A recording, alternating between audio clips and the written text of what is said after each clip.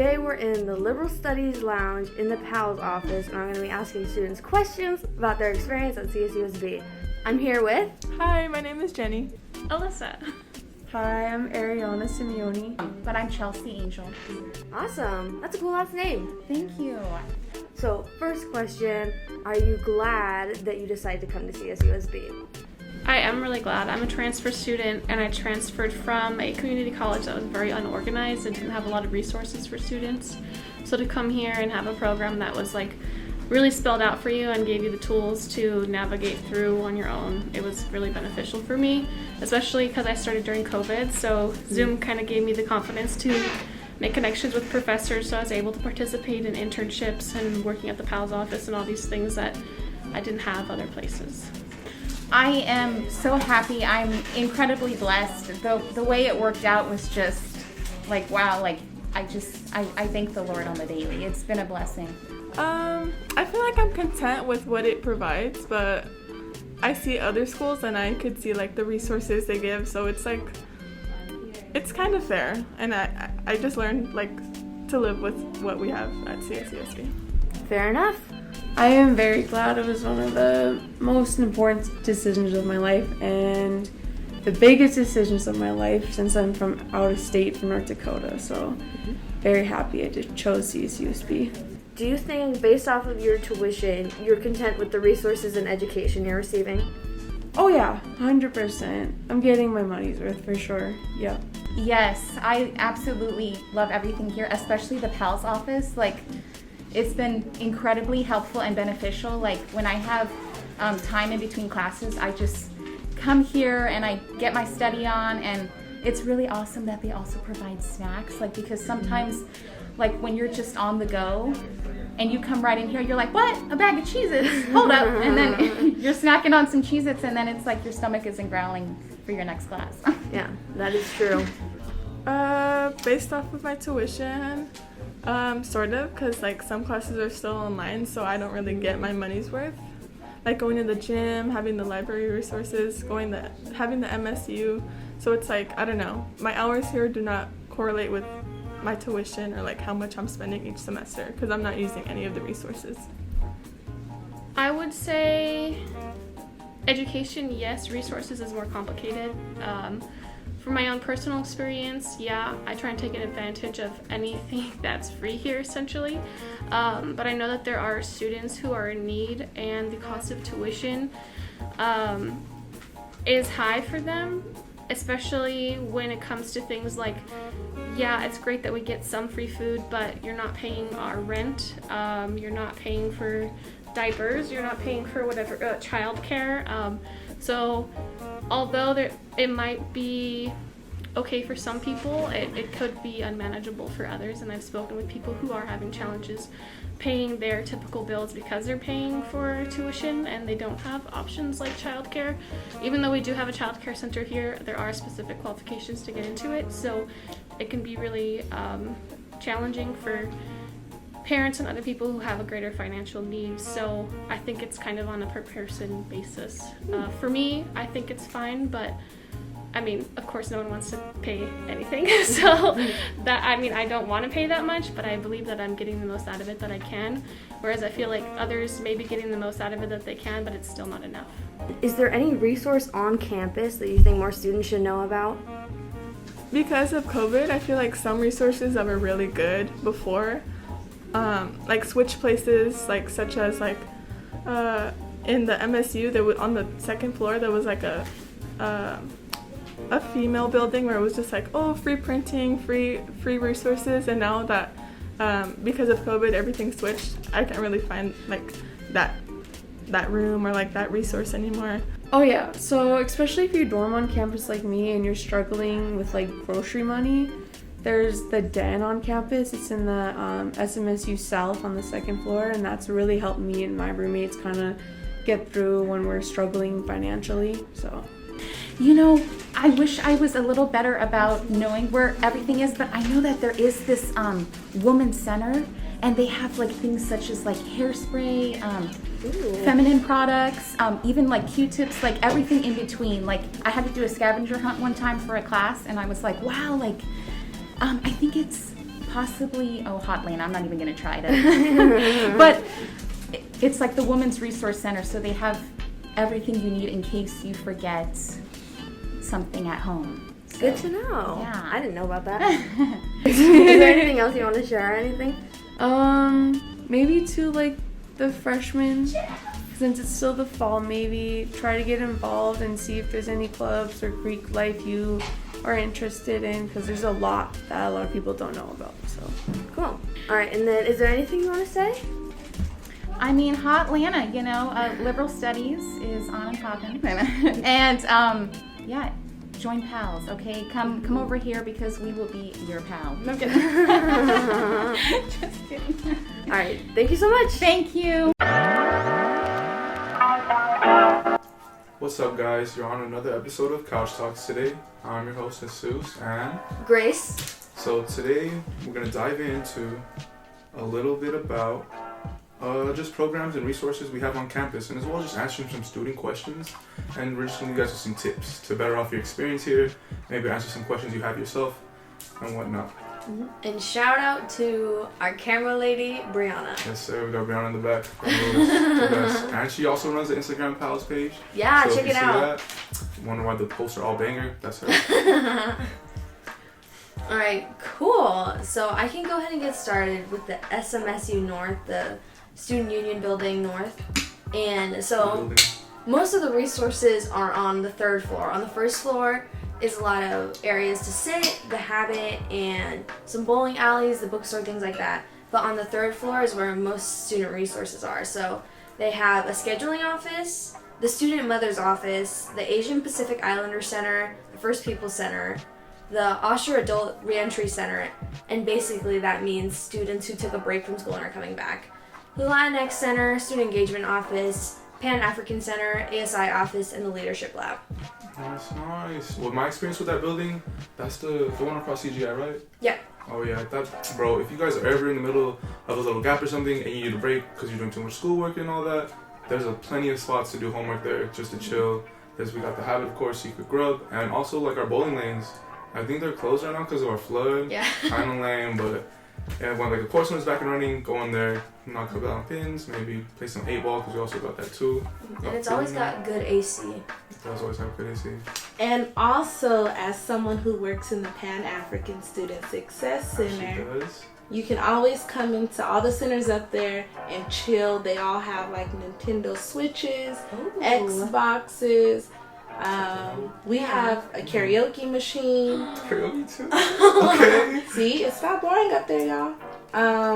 Oh, this on the third floor? Third floor. Okay. Third floor. And yeah, y'all can just come up there to chill. It don't have to be all educational all the time. Cool. Definitely be getting out during my breaks. Alright, and then I can go over the SMSU South, so the South Student Union Building. So on the first floor, there is the Undocumented Student Success Center, the Financial Literacy Center, the Career Center, and a lactation room. And on the second floor, there is the Den, which you can get free groceries from for all students, the Interfaith Center, Orientation and First Year Experience, and a prayer room for Islamic people. Nice. My experience with that room, or the building, I've never personally used the resources because they don't apply to something that I would need help with, or something that I would just go to because I wouldn't need them personally. But as for that, that's definitely also a nice place to knock out some homework if you wanted to go to. A lot of nice little spots, and they also do have a gaming lounge there too. You could go rent, like she was saying, Nintendo Switches, just so you can the third floor of the other building. But you could also rent games there and play there too. So that's pretty cool too. Yeah. Alright, cool. What do you got? So also for my peeps, if you find yourself struggling in college life, because it's a little stressful at times, it's different, it's weird, it's not like high school, it's not like any other type of schooling, it's a lot more intense at times, a lot more overwhelming, and especially being there with the commute, it's just different life. But if you did find yourself struggling, if you actually look up CSUSB programs and resources, there's a link to all stuff, all kinds of stuff that are offered. So like if you were struggling with your degree objectives, because I know not all of us probably know like that to a T. That's just something in the back of our mind we maybe don't take too much time to think of, just go as it is. But like if you wanted to see exactly what you were taking and maybe get a little more on track, definitely check it out. That could help you with that. Maybe you were looking for something like like an understanding of your major, you should also definitely check out your major's main office. I would recommend that because most people would go to the general advising, and that's where you just end up more lost in most people's experiences that I've heard. I haven't been, but I have definitely heard that more people benefit from going to the direct major office. So, for example, if you're a liberal studies major, you should come to the PALS office. We're going to leave you with all your questions answered, rather than with some that might be wrong information or just other stuff that students have gotten lost when going to general advising. And then, as well as just like academic success, that's also kind of hard to get into. You could definitely find some programs to put you on track, maybe put you into a routine on the same website, because it is hard to develop a routine if you've never had one in the first place.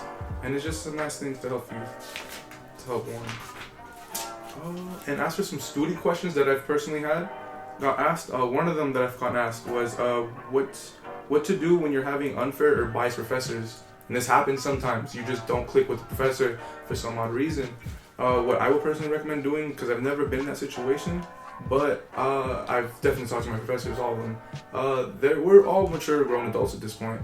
There's no need for you to have like quote unquote beef or something, like just mixing up there in the classroom. I would recommend just simply talking to them. If you feel like there's something there maybe isn't. It's just probably how you guys exchange conversation and how you're taking it.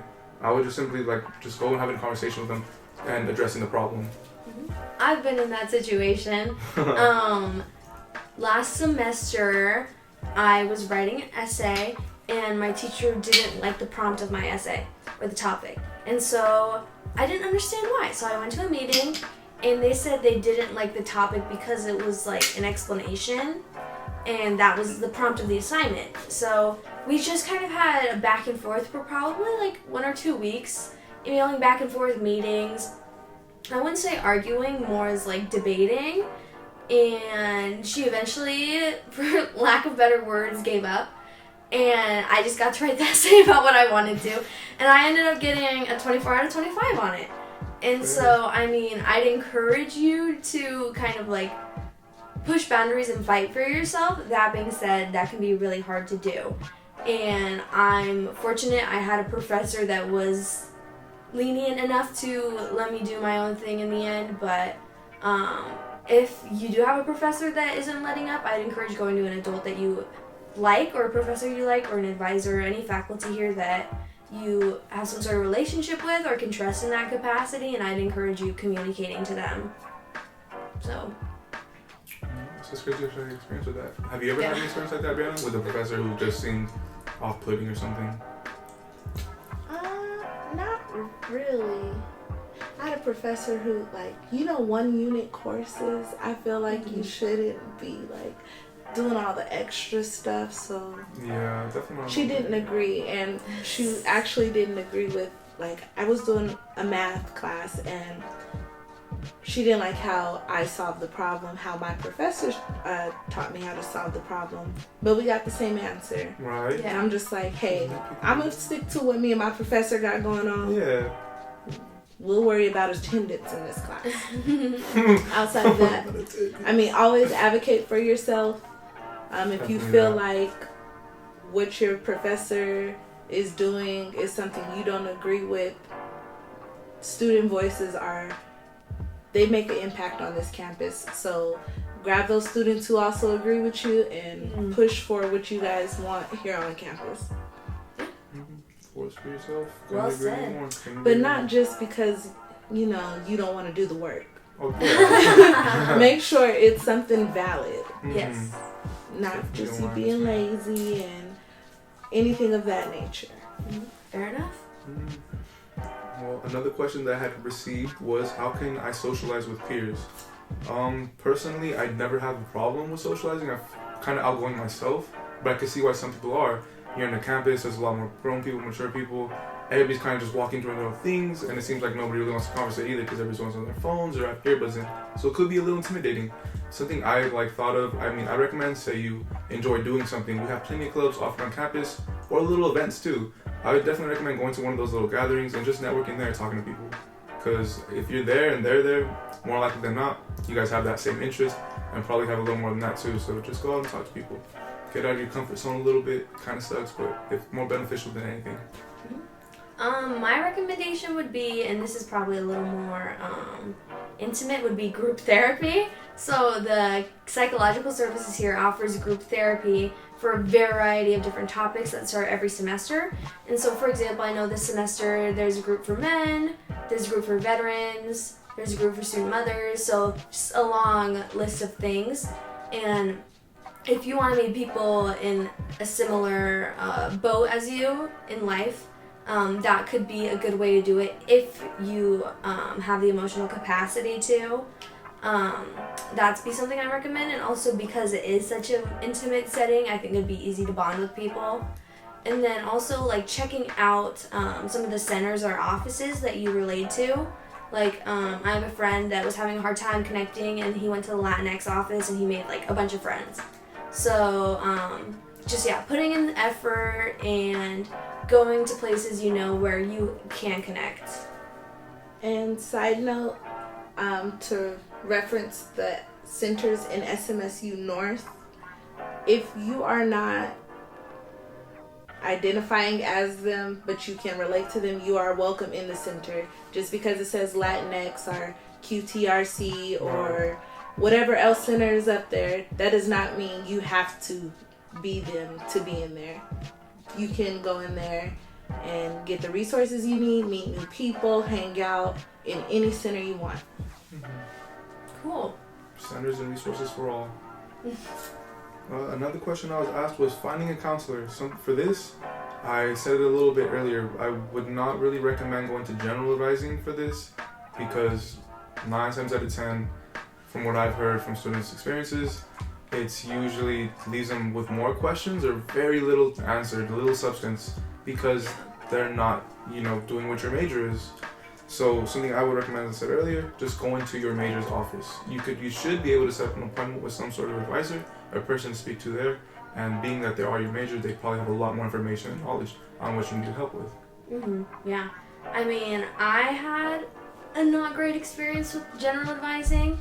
My second year, I wanted to transfer into like the teaching program, and they told me you have to join liberal studies. Or no, not liberal studies, liberal arts. So I joined liberal arts, and then I met with Diana, and she was like, you're in the wrong major, you're supposed to be liberal studies. And so it put me back a semester, so that was a little frustrating, but yeah. That's scary.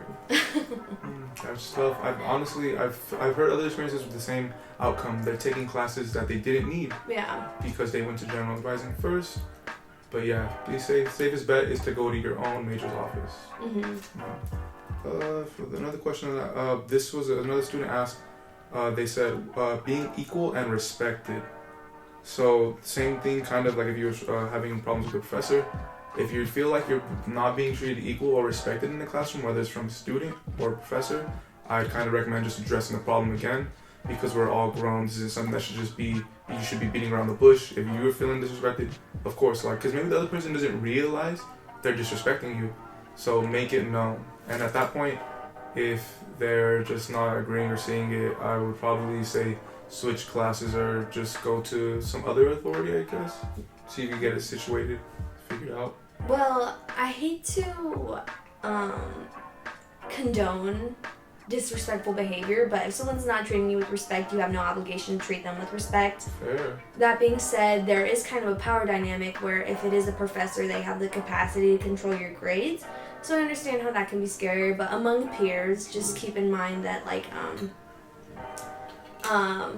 people don't really deserve anything from you. And just be an advocate for yourself, stand up for yourself. And I hope that there not be a situation where a professor would be disrespectful towards you, but if there is, I hope you could have the confidence to either talk to them about it, email them about it, or go to someone else about it. So Professors would be really silly if they were being disrespectful. I don't know, I can't see that happening. That's funny. I would hope that doesn't happen, but I'm sure it does.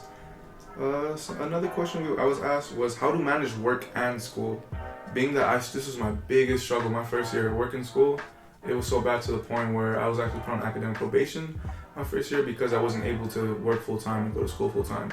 One thing that kind of helped me was making a schedule and getting into routine. Of course, being that I never did that prior, it was hard to adjust to and help, but definitely something else that was kind of helpful was setting aside time for self-care, because it's one thing just to be going to both, but it's one thing. That's a lot of things actually, because it's mentally draining, physically draining, all like literally at A through Z. It's hard. So definitely try sparing some time just to hang out with friends, or even just talking to people you love, doing little things you like doing. That's what I think helps the most, balancing out work and school life. Yeah, I think priorities are a big deal when it comes to that. For me, I'm the kind of person that I'll get the work done as soon as I can, and then the time I have left over is the time I'll use to relax or socialize, that kind of thing. Smart. And so I try my best not to procrastinate, and I notice it made school a lot less stressful. In terms of work, I understand how that can be difficult, especially if you're paying for tuition or rent and that kind of thing, and work isn't really something that you can compromise.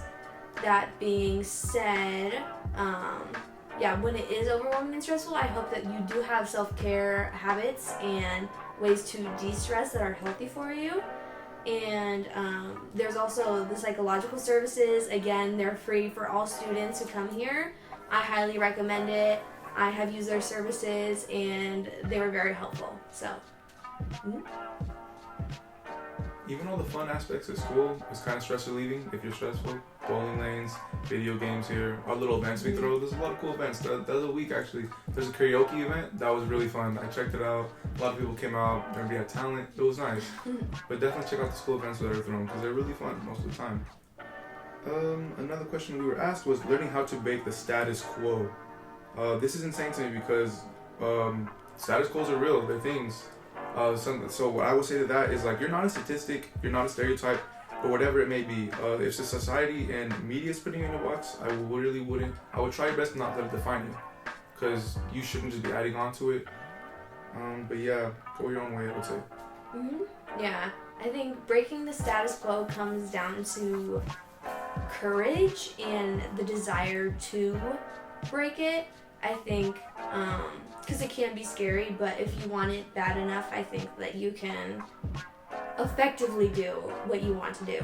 So if you want to break the status quo, I just encourage you to be confident and just do it. And another question was asked was about like time management / like places to study and do work. For time management, I'm a huge procrastinator myself, so don't take my word for this. But what I found best for me is like, you don't necessarily need to do an assignment like that. Like it would help in the long run, but I like to take my piece by piece. For example, the old me would have had an essay due and I would have waited to the last day to start it. But now I kind of just do piece by piece. I get a little bit of content. I have it in my head throughout the day and I'm just thinking about it. So by the time I do get at it, I have like 2 or 3 paragraphs, easy, done. Put it away, maybe within the next couple days when I feel like going back at it again, look at the prompt, get some more in my head, do a little research, boom, 1, 2, 3. So by the time I am at the end and I'm kind of starting it the last day, I already have a good chunk of my essay done and like the whole outline for it almost. So I feel like that helped me with time management, just doing things slowly and slowly. For me, what I did was I set aside a very specific time for homework and made it impossible for me to schedule other things. For example, on my Tuesdays and Thursdays, I have a class that ends at 2:15 and then one that starts at 5:30. So I have about a 3-hour period, and 3 hours is too short to go back home. So I'm just on campus. 3 hours is too short to go to work. So I don't have that. So I'm just on campus, and I will set that time aside just to do my homework. And I notice it keeps me accountable when I am on campus. I'll normally come and do it in the PALS lounge or in the SMSU South building. And yeah, I just noticed that having that excuse to stay on campus and do your homework made me a lot more productive. So, For my people who can't do homework at home, because this is me. I don't know if anybody else struggles with this, but it's something about being at home, all the family being there, siblings being there. It's just so tough to get homework done. The wedge we have on campus is actually open 24/7, so you can check that out whenever. I would come sometimes just to get work done here, staying here the whole day on Saturday or Sunday, because I know if I'm at home, the same amount of work is not going to get done. It won't get done at all. So definitely being on campus does help me personally. And yeah, the wedge is offered for you guys to use it. That's the one by the library, right? Right next to it. Okay, Yep. Looks like it's attached to it. Mm-hmm. Scan your little ID, walk in there any time of the day, all the time. Good to know. As for other places to study and do work, honestly, like anywhere on campus is accessible for us to knock out homework and just sit and chill. You can walk into every building and they do have a little spot. Like for example, College of Education, you have the PALS offered to you. The office, you could go in there and work. CGI, the whole first floor is literally available for us. Yeah. SMSU, available. Both SMSUs actually have plenty of space for you to work. And as well as for the other buildings, like I know the sciences buildings have little cubicles and whatnot around the first floor. You could just stop by to work. Yeah. So I think any building you walk into, you can find something. If you're more of an outside person, we also have plenty of tables scattered around campus for you to sit and do work. I know the upper levels on the library are really quiet if that's a problem. I go up there to nap sometimes. So if silence is what you need, I'd recommend the top 2 levels of the library. Take a nap. That's funny. Also, the retreat actually has hammocks if you did want to nap. That's an awesome spot as well. Also, they have massage chairs that are amazing. Best things ever. Where is that? The retreat is actually located right next to the SMSU North. Oh, That's is that the first one. old, like the east one? Yes. Okay. Yeah, that I've was never the been first there. Super nice. I mean, right now, because of the flood, it's down sadly. But Dang it. hopefully it's up and running soon. Yeah. The flood took us out. Yeah. The flood took everything. Hate the flood for that. But yeah, if you guys had any other questions, feel free to leave them in the comments. I think that's kind of it. We wrapped up a little bit of everything. Do you have anything last to add? So now we're gonna share some of our crazy stories from campus. So I have one in mind. Do you have one? Say yours while I think of mine, because yours is pretty Okay. good. All right, mine. I'm gonna keep out some of the more controversial details, but I had a professor and they were in a wheelchair. I hope they don't watch this. I was about to say, you don't think like the key factors that you're gonna name, you're not gonna know who they are. Well, if they don't watch this, so they couldn't really like walk around the classroom, and we were doing classes in person.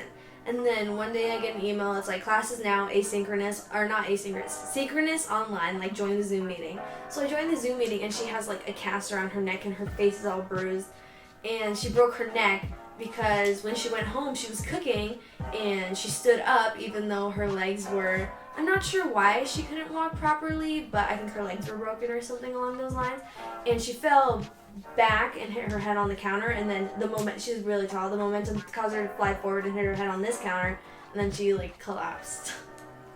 That's insane though. Yeah, so that was pretty crazy. It felt like something straight out of like a TV show, like scripted. But that's definitely silly. A story that I have. This is kind of when I knew college was different. This is my first year. This is when I was like, okay, they don't play here. It was my first year in my public communication. Is that a class? Public communication, like comms class. One of my comms classes though. And I had my friend who sat next to me, and we were doing presentations today, and she was supposed to go up, and she was like, "Sus," and I was like, "What?" Because she was supposed to go third or something like that. She was like, "I ripped my pants. I can't go up." And I was like, "Damn, bro, you really ripped your pants?" So of course, like I had to go tell the professor. So I got up and I walked to her and I was like, "Hey, like, so and so ripped their pants. Would it be possible she could go another day?" Like, and then the professor just stands up in front of the other person who's already presenting and goes, "You guys, so does anybody have an extra sweater or something I can borrow? So and so actually ripped their pants. Was wondering if they could just use it so they could still present." And I was like, "No way." No way she put her on blast like that. Yeah, in front of the whole class. In front of the whole class. She was so embarrassed. She didn't want to go up. Like she didn't want to. Like she wasn't comfortable. And for the professor to sit there and do that, I felt so bad. Like I tried my best and I just wasn't expecting that answer. I thought she was like, "Oh, you know what? Yeah, I'm so sorry. Just have her go the next day or something." But no. And in the same class too, I remember still to this day, this is also when I thought college was different. You had no excuse not to be in class. I think the only valid excuse not to be in class was if you were getting a ticket or a funeral, and on top of that, this professor wanted proof of said only two exceptions, ticket or funeral. So the fact that you also had to provide it and you couldn't just tell her, it was insane to me. That is interesting. I always thought mandatory attendance was weird, considering that we're paying to be here. Mm-hmm. You know, and also Definitely a little we're odd. adults, and most of us have jobs. And That too. Yeah, the first time I hear Mandatory time. no, that they're not taking attendance, Mm-hmm. I'm out. There's no, I'll see you the day before a quiz or something. But other than that, I'm not going to class if it's not mandatory attendance. really, I try to always go to class. Mm-hmm. I feel like it helps me, but I can see how some people wouldn't necessarily need it because it's not needed, but it does help me a little. Sleep is important sometimes. Yes. So I will definitely be that student who's, all right, yep, I'd rather sleep in today. Mm-hmm. Well, that's why all my classes are 1 and later. Smart. That's so smart. Well, all my classes are kind of evening classes now, but you know, with the work schedule, Yeah. It's a little hard to balance I mean, because you're also at school all day, even though your classes are at night. Yeah. Makes sense. so I'm hoping they cancel my class right now. Yeah, I have a class at 4, and that's in like, I don't know, an hour. Thanks for tuning in with us on Couch Talks again. This was our little episode about programs, resources, and tips to flourish in college and whatnot. Yeah, thank you for watching. We hope that you'll stay interested and continue to watch. Yeah, so thank you. And scene.